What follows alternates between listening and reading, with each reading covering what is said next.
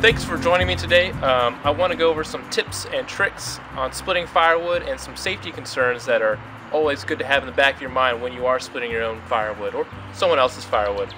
The main thing I want to mention is what we need is a splitting block. It's typically a huge round or big round that you can use to split on wood to catch all your glancing blows and to always catch the axe. The second is a nice splitting axe. This is not the best splitting axe, not a Wetterling or a Grand Force Brooks, but it does in a pinch. So let's go over some of those tips now.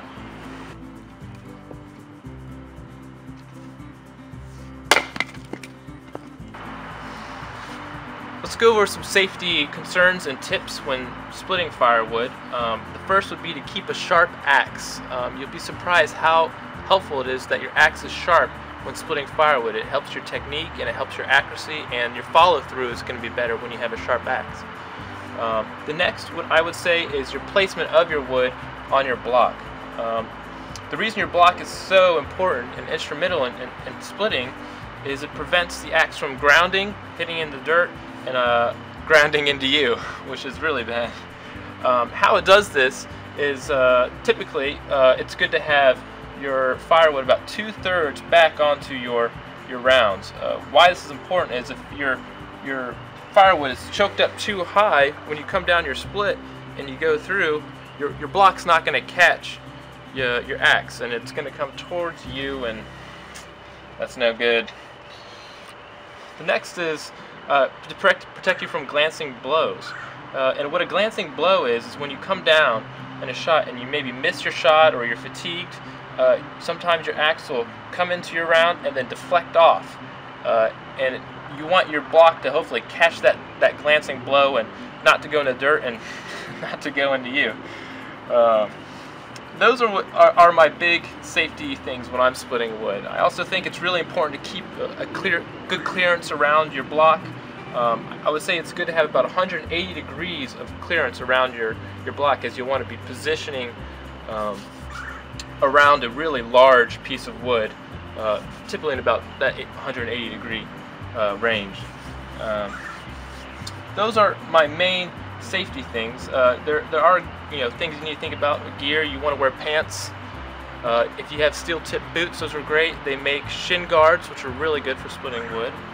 As we talked about the dangers of your axe coming towards you.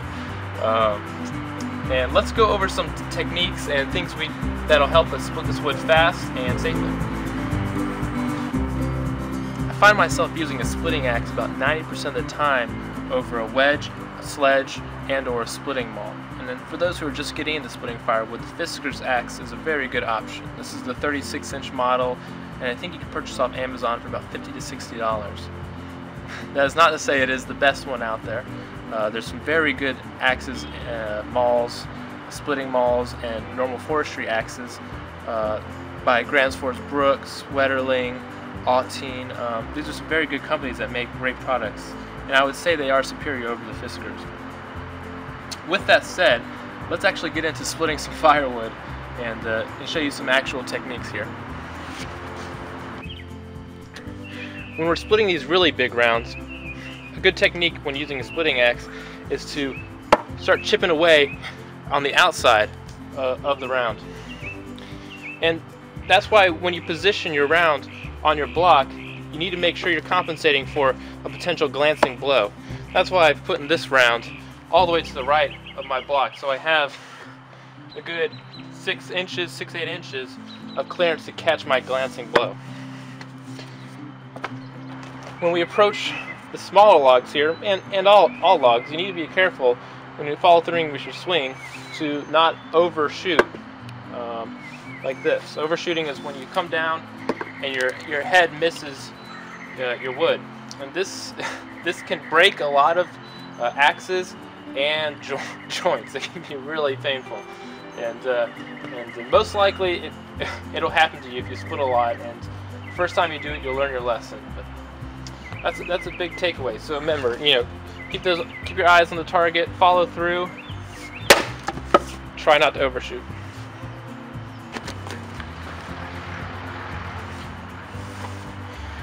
When I split firewood, I like to focus on follow through and keeping my eyes on my target. And the reason follow through is so important is it actually helps your joints. It would appear that when you don't follow through, when you relax in your swing, sometimes the energy can not go into the wood and come back up you through the axe, and it can hurt your joints a lot, and it can cause it's not a fun time and pain in the morning. That's not to say you aren't going to get that splitting firewood regardless. The next would be keeping your eyes on your target. It's very important when you're going through your swing to make sure that you don't glance away and that you stay on target. And the reason that it's important is your blade will seem to follow where you look away to, and again, that can cause safety problems. You're not going to be splitting your wood, and it's just very important.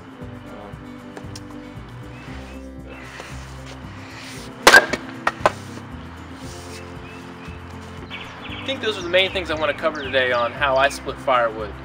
You will hear different people have different techniques, and that is good and well. Again, make sure to be safe when you do it, to not go too long. You will notice that you start getting fatigued after a long time of splitting, and you can get sloppy, and you get a lot of those glancing blows start happening. And I hope you can send me some tips that you may have on splitting firewood and things you found helpful, or equipment that you thought were great, or products you thought were really good for splitting. And please leave a comment, and I guess subscribe if you can. All right, thank you.